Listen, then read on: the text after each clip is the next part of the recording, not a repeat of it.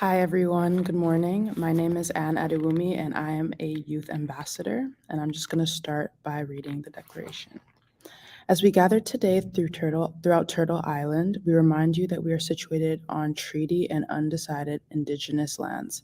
This land is steeped in rich Indigenous history and home to many First Nations, Inuit, and Métis people today. And as a country, we have a responsibility for the stewardship of the land of which we live and work.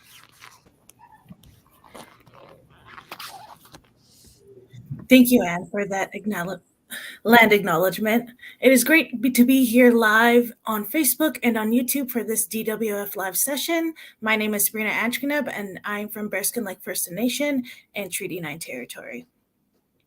I am the Education Programs Assistant here at the Gord Downie and Channy Wenjack Fund, and I'm excited to be here with Claudia Linklater.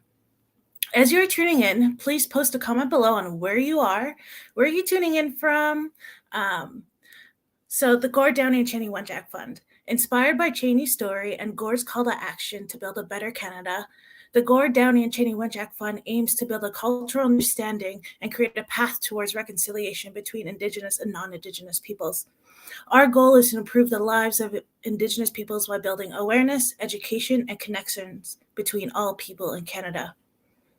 We call on all the people in Canada to answer Gord Downie's call to action to do something by creating reconciliation and furthering the conversation between about history of residential schools. It's great to be here and see everyone tuning in today. Please continue to use the chat, share any thoughts or questions that come up during today's live session. Later in the broadcast, we will be switching over to a Q&A where Claudia Linklater will be answering all of your questions. And if you are in a classroom, tell us what school you're at and what age group you are in so we know who's tuning in. Today, I have the pleasure to introducing Claudia Linklater. So Claudia Linklater is Ililliew from Moose Cree First Nation on Treaty 9 territory. She was born and raised on her reservation and returned to her community after completing post-secondary school to serve as an educator, elected official, and community volunteer. Candace Linklater comes from a legacy of revolutionary leaders, as her great-great-grandfather was a signatory to the Treaty 9 territory, and her grandfather was a trailblazing chief that served for 3 terms. Needless to say, breaking glass ceilings is in her veins. Candace began a social media platform on Facebook called Relentless Indigenous Women, which grew in followers exponentially, going from 3,000 to nearly 700,000. She pushes the envelope when discussing issues caused by patriarchy, white supremacy, capitalism, colonization, and racism, and its impacts on Indigenous women, girls, Two-Spirit, and transgender and gender diverse people. She emphasizes that such discussions are necessary to achieving meaningful justice, reconciliation, decolonization, and Indigenous resurgence. And I have the pleasure to be introducing Candace. I'm sure she'll tell you more about her story. And yeah, so welcome, Candace. Wache Miigwech. Wache Candace Linklater Dishinakaso. Candace Linklater is my name. Miigwech for having me. I'm very honored to be here today. I'm going to be sharing a message about matriarchal medicine, and I want to talk to you about what matriarchal means and what medicine and how we can be the medicine and spread medicine to other folks. So abiding by matriarchal medicine is how we can help save and nurture the planet, and it's for everyone. So what is matriarchal? Many Indigenous nations had a matriarchal way of leading, so the way that we governed ourselves. Many of the leaders that we had were women or Two-Spirit people, gender diverse folks. And it was often done and considered with balance in all things, including resources and food and so on. And it is also with the understanding that everything is connected biologically and spiritually, and honoring those connections. And is also honoring the need for our community and those really deep connections. And that's why we have many ceremonies where we are connected. If we look at the way that we round dance, we're all connected. Any ceremony or rituals, we're often very deeply connected in a meaningful way. And I'm going to talk a little bit more about that and why it's so important to be connected as we try to make a difference in this world.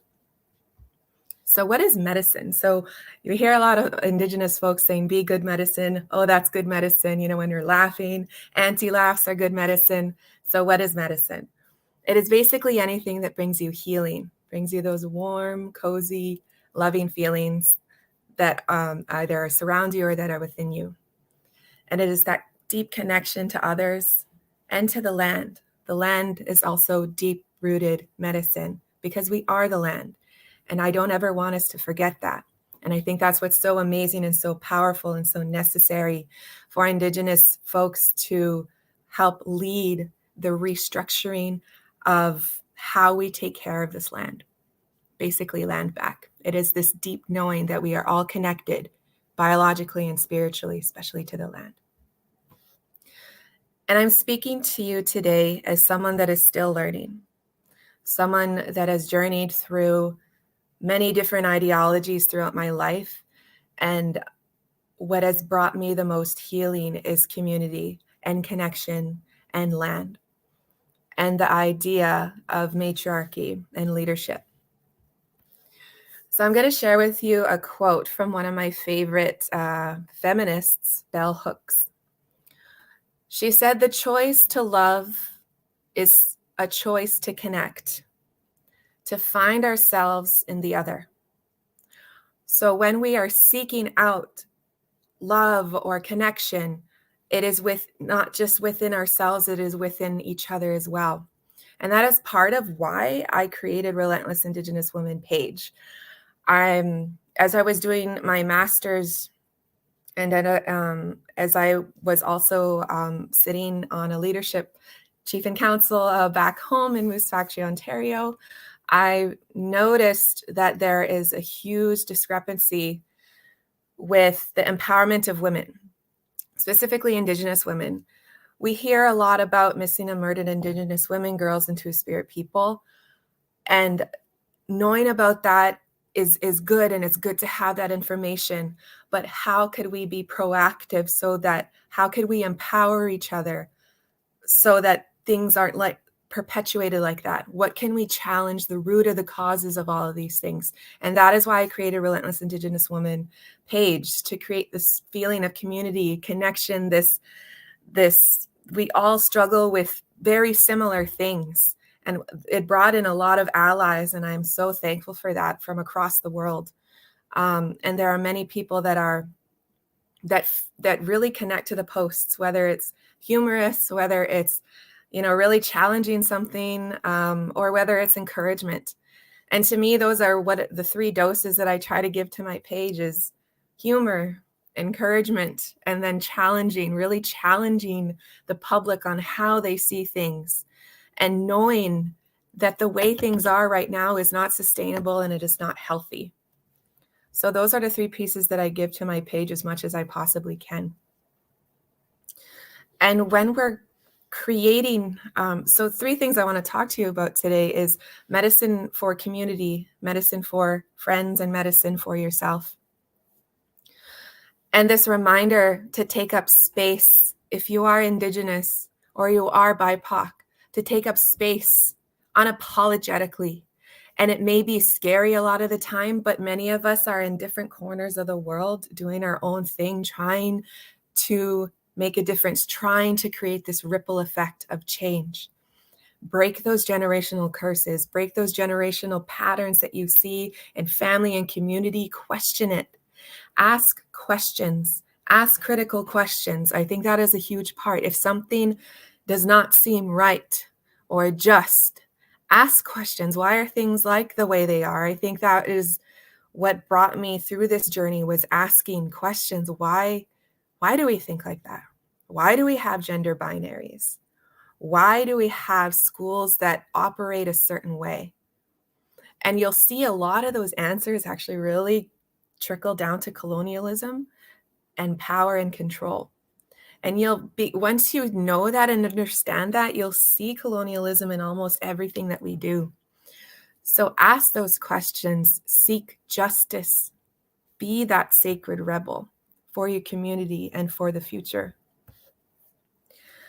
And before we make these differences out in the world, I think it's important to have these spaces, these safe spaces for change within your inner circle and within yourself. So make medicine for friends. Surround yourself with good medicine on purpose.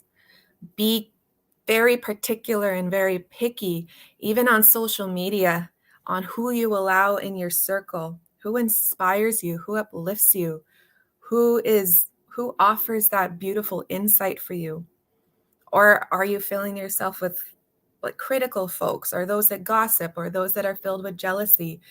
That could really affect how you can potentially make change. And I think that's one of the biggest things that I did for myself. One of the loving things that I did for myself was only surrounding myself with those that see who I am as a person and see my potential and nurture that, especially on hard days. And if you look at your social media, what does it look like? Oftentimes we know how algorithms work. We follow or like a certain type of genre and it will give you more of that. So challenge what you're following, who you're following. If it's toxic, then maybe try to unfollow certain things and, look at different empowering messages. So you can search often on Instagram or TikTok or Facebook, go hashtag empowering women or hashtag decolonization, hashtag reconciliation, and follow different perspectives. I think that's really important. And with your friends, give each other flowers. And I mean that probably physically too, literally, and give each other metaphorical flowers, give each other encouragement, give each other that hug. I was been going through some difficult times, and I was given these by my cousin. She sent me some flowers and a really encouraging note because I was going through a difficult time. So this is you don't have to be in a romantic relationship or something to give something loving to another person. So that could be one way that you strengthen your own medicine, is having those people that really care deeply for you. My strength comes from my family back home and my roots. I feel like I can go so far because of my family and because of my community. Moose Factory, Ontario, way in the north. That's where I was born and raised, on the res. And it's quite amazing. Gord Downie used to visit the Moose Cree territory often when he was around, and he loved the land. It is a very peaceful land. It's beautiful, and I'm very proud of where I come from. Very proud of my community. Very proud of the family that I come from. Also, be medicine for yourself. Walk with yourself gently. Life can be very hard, and oftentimes we're given messages that, we're not good enough or we're self-critical. I know that is honestly one thing that I struggle with a lot, is that self-critic. I'm very hard on myself. But there is no shame in that. Offer yourself forgiveness. So when you're feeling, big feelings, there's no shame in that. Absolutely nothing. So when you're going through something, just breathe and know there's no shame in it. So we don't apologize for the scents that we smell. Imagine if we apologize for smelling something. Just feelings and having emotions, having big feelings, absolutely nothing to be ashamed of at all. And if nobody chooses you for certain things, or you are wanting to be chosen about something, whether it's relational, a job, I don't know, so for certain events, you weren't chosen. Choose yourself. Even in the little things. This was something my best friend shared with me the other day, because I often forget, because I'll oftentimes put other people's needs in front of mine and not choose myself or my needs. I forget. And I often forget to provide that kindness to myself. So do it for yourself, even in the little things. Eating something good, drinking water, getting out there in the sunlight, It's beautiful out here. I'm coming to you from, I probably should have said this earlier, I'm coming to you from the Algonquin Territory, also known as Ottawa, Ontario. And I'm a visitor here, and it's beautiful on these lands. So it's beautifully sunny as well. So I'm going to go out on the land and enjoy the sun after this. So with all those little things, and you're choosing yourself, letting yourself feel, love the humanity of yourself, the rawness, the mess, all of it. Love that humanity of yourself. I had a vision the other month. It was a beautiful vision. It was during a certain ritual ceremony, and I entered into this room, and I saw myself in this room, and it was bright light, and I saw myself, and I saw her as like my higher self or my future self, or somebody like the side of me that knows me best or that loves me the most. And she said, "I've waited for you." And to me, what that meant was, I've waited for you to finally give yourself voice, to finally let your voice be heard, to finally let yourself love each other, love myself, to finally allow space for myself to exist and be human and be raw and be authentic, being unapologetically myself. I said, "I've waited for you." So what inside of you is waiting for you? There are pieces of yourself that have yet to be explored, your voice. Many of us have our own truth and our own gifts that we have yet to tap into or lean into because it's scary. But I encourage you to do that. So as we're building matriarchy, and as we're building a path toward reconciliation, and as we're building a path toward land back movements and decolonizing, create medicine for community, create medicine within your friend circle, create medicine within yourself. Matriarchal medicine is for everyone. It is for everybody. It's not just for women, two-spirit, gender diverse, transgender, or femme folks. It is for everybody. Patriarchy has had its time, and I think it's shown its colors. So it's had its time already, and it's over. It needs to change. It just has to, naturally. So with matriarchal medicine, let kindness be your biggest flex. Let kindness be your biggest flex in everything that you do. And Gord Downie always say, do something. But when you do something, do it with kindness, and do it from your truth and from your voice. That is what I have to share with you today. Miigwech for having me, Wenjack Fund. I'm very honored to be here, and I really look forward to speaking more again. Miigwech. Thank you, Candace, for that. I just want to apologize. I called you Claudia twice. I was just talking to my friend Claudia, so that two similar names. So that's why, and I apologize. Yeah, no worries. We have a question here in the chat. So who inspires you, and do you have a mentor?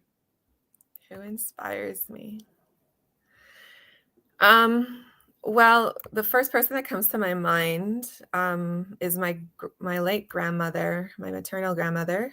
It was her birthday yesterday. She passed in 2005, but it was her birthday yesterday, and I was really reflecting on, the kind of life that she had, and her kindness was the thing I looked up to the most, and probably the thing that I hold very dearly.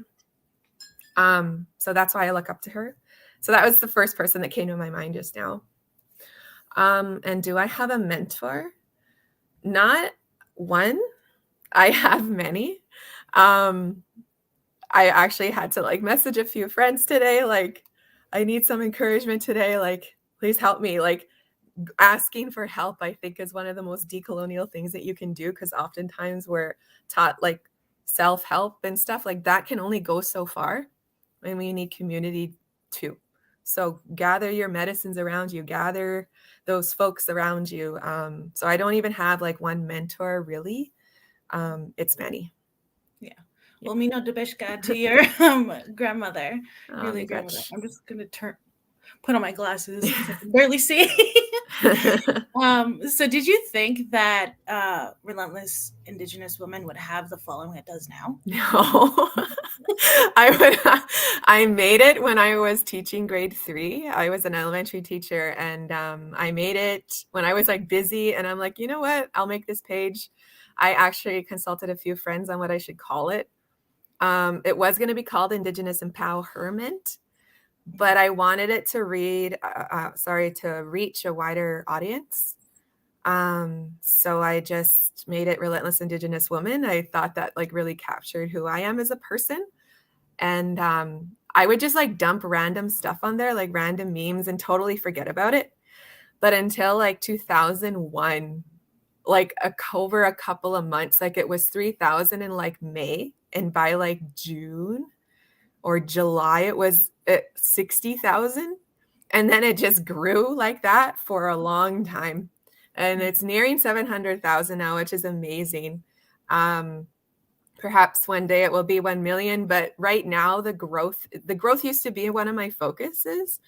But I think right now I'm just focusing on the content and making sure that it's well thought through.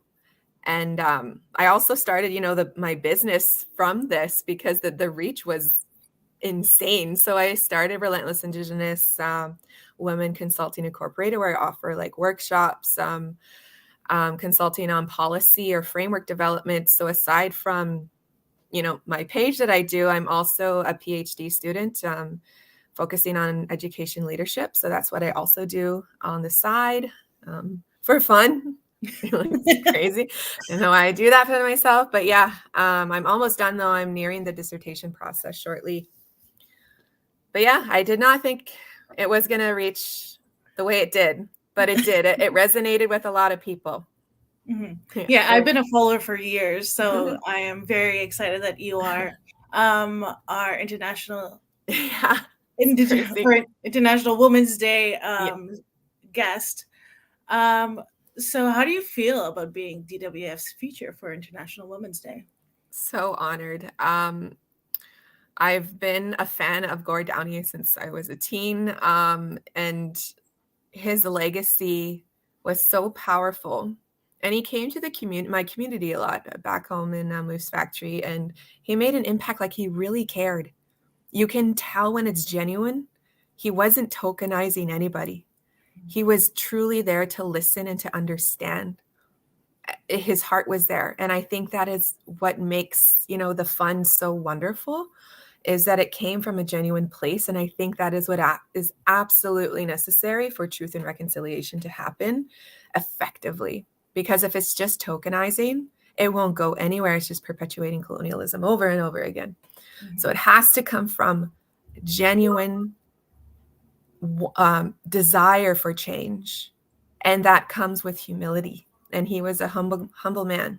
And so I'm very honored to even, I was listening to him before, jamming up just a few of his tunes before I came on. Yeah. So have you ever met Gord Downie? Very briefly, in the summertime, he had a Canada Day special near Barrie. It was just a couple of years or so, or even a year before he passed. I met him very briefly. Very humble man. I was very excited to meet him. It was after his show, so I didn't want to keep him too much, but I was very excited to meet him. I wish I got to see him a little more, but yeah, met him once. Yeah. I know. I've been a huge Tragically Hip fan for like basically all my life. Yeah. So us at DWF, the team, is very passionate about what we do, and so I'm actually really glad that you love Gord Downie as well. Yeah, no, he's amazing. I love his music. He's what I go my working music, usually my afternoon time. That's when I'll like turn up the hip. Embarrassing, but my first year, for like the first couple months, I would just listen to the hip because I was so happy that I was working here. Right? It's a vibe. Like his my favorite one is like Blow It High Dough. That's like one of my like pump up jams for life. And yeah. So we have a question from Sharon. So she's a big fan. How are you celebrating International Women's Day? I was going to, honestly, it's nothing huge. I'm going to go out on the land later, enjoy the land, go out in the sun. I have a friend coming over later, maybe have some tea and just chat. I also have some FaceTime later with my cousins. So we'll probably have some good auntie laughs tonight. We're very goofy. So that's it. Just something simple, nothing spectacular. She also says GQ, says hi. Oh, hi. Greg, Quatch again, Quatch. Oh, yeah. He's from back home. Yeah. Oh, that's awesome. I love it when people from back home like tune in. I'm often in places where like I'm in unfamiliar territory, and it's really nice when, family pops in or community members. I'm never alone. Yeah, that is actually my mother, and she works with Greg. Sweet. So this is from the virtual high school. Do you partner with other Indigenous artists and educators? I think that's something that I'm going to do this year. I'm currently working on a project right now with Cheekbone Beauty. It will eventually come out with some more specific details eventually, but right now it's just in the very preliminary stages. There's a lot of beautiful Indigenous artists out there. Scott Wabineau, we've collabed on a few things. He's from my community as well, Moose Factory. We were both born and raised on the same res. And we have a couple of things that we want to collab with. Which reminds me, I'll reach out to him later. Yeah. Oh, and of course, like these earrings too, like they're Indie City. These are also like amazing, like Indigenous. There's Indigenous artists everywhere with beautiful talent, and this is one of them. There'll be more this year for sure. More collabs. That's exciting, especially since you're near the end of your PhD. Yeah, I hope so. It's a long process. Yeah, for sure. That's a lot of years of education, but 12. I've been in school for 12 years. As Indigenous women, we gotta take our stand and be there and show our presence and have that education. Just play the game. Yeah. I call it play the game. I call it playing the game. I'm playing the game so I can learn their strategies, so I can just question from the inside out. From the inside out. Yeah. So I'm sure you inspired a lot of female identifying people today. Do you have any wise words you would like to share before we say goodbye, or if we have any more questions? I would think always kindness is always like my focus. I know it's something that gets thrown around a lot, but honestly, like being kind to yourself, being kind to those around you, and be kind to community, because if we're truly trying to make a difference here, it has to come from a place of kindness. Otherwise, it will just feel like work. And then it will just come from the heart after. It won't feel hard. And I think that's why the page grew, because it came from kindness. So make sure that you're checking in with yourself. Make sure that you're being kind. Always. That is very great advice, because I think kindness is just the key to everything. And it is. It is. I would love to write a book about it. And just, So those are some things that I want to do as well. Some books. Yeah. Is there, because you said you were inspired by your grandmother. Did she have any wise words that you always keep close to your heart? I probably should have wrote something down that she did say, but I would say just how she lived her life and how she treated others. That was enough for me to know that kindness was it. And maybe I'll think later, exactly what she has said, because it's been yesterday was hard that it was her birthday. I was just thinking about memories and stuff. So maybe I'll try to think of something that she said specifically, but I think it was just the way she lived her life was kindness. Yeah. So do you have any tips for schools on how they can decolonize their classroom? look at the power dynamics in the classroom. I would say that like just very succinctly, because I have whole talks on this. Like I did 2 2-hour workshops in Vancouver last week on that itself. So look at the power dynamics in there and look at the holistic well-being of all students, spiritually, physically, emotionally, mentally. Consider all of it. Like not just the cognitive pieces, look at everything. Look at all aspects of a student. Mm-hmm. And as like an educator, there's such a wide range that we have to understand and look at than just like grouping them all together. Mm-hmm. And you were a teacher as well, so yeah. Sure No, what I like, my page I would consider like me teaching. This is me teaching always. I am a teacher by nature, so I think whatever I do, no matter the age, because I taught, I was an early childhood educator. I taught babies all the way up to adults. I did adult learning programs. So you just meet them where they are, and try to understand them, build that rapport, build a good community in your classroom or wherever you are. And that's what matters. Oh, that's another thing too. If you want to decolonize your classroom, make it about community as well. Yeah.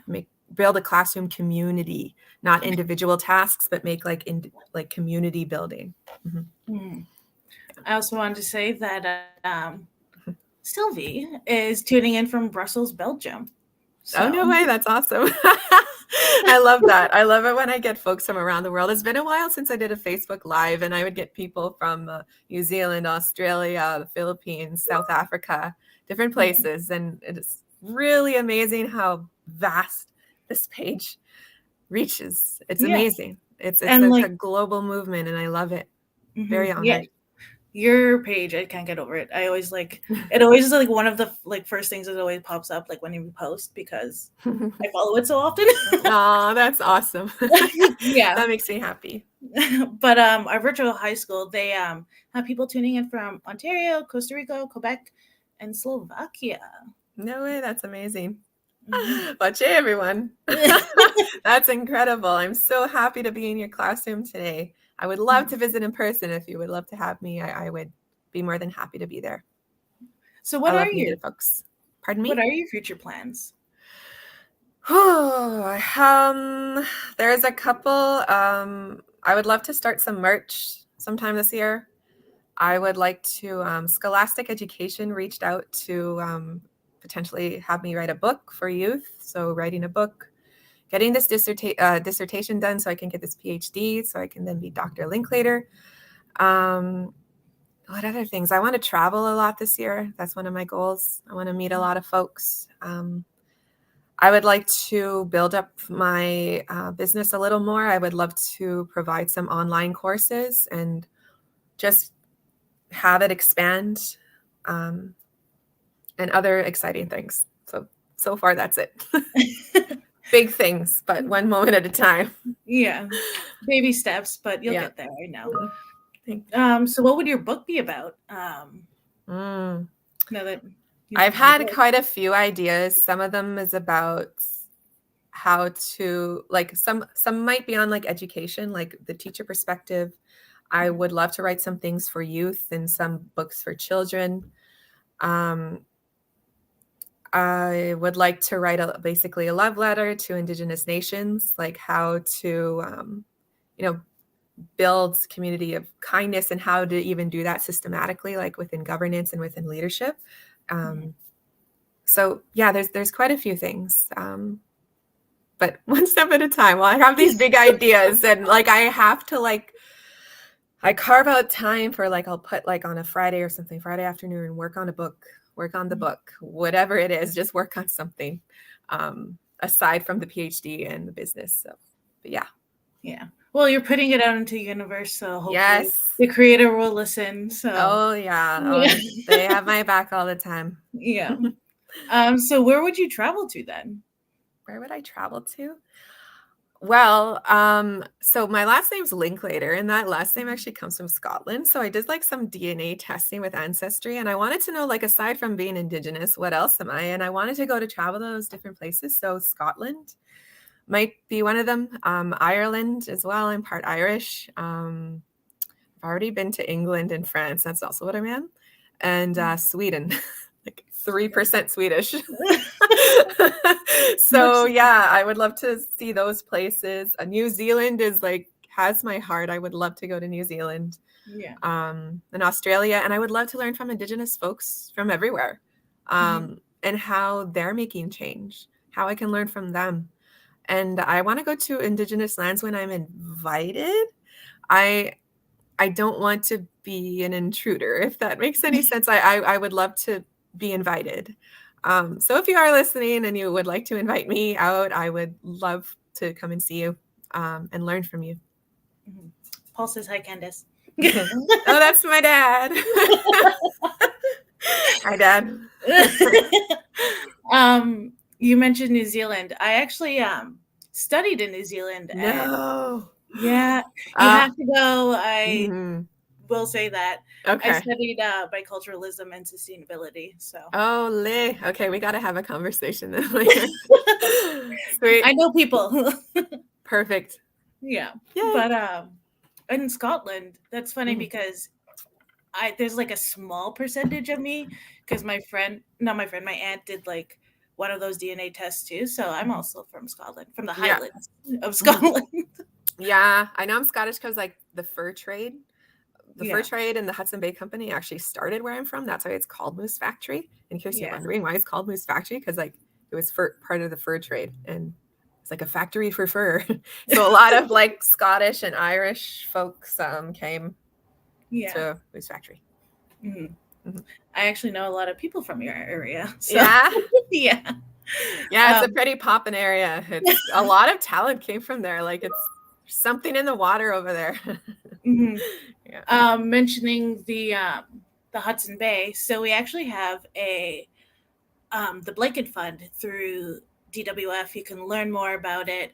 Applications are open for grants. If anyone tuning in wants to check that out, you can learn more on our website. So yeah, it's Downie Wenjack /the-blanket-fund. So we actually just started it. The launch is now. It's the way of Perfect. That sounds amazing. So just a kickoff on Indigenous businesses and Indigenous organizations. Amazing. Love that. So I think this is going to be the end of our DWF live session. Yeah. Let me just get situated.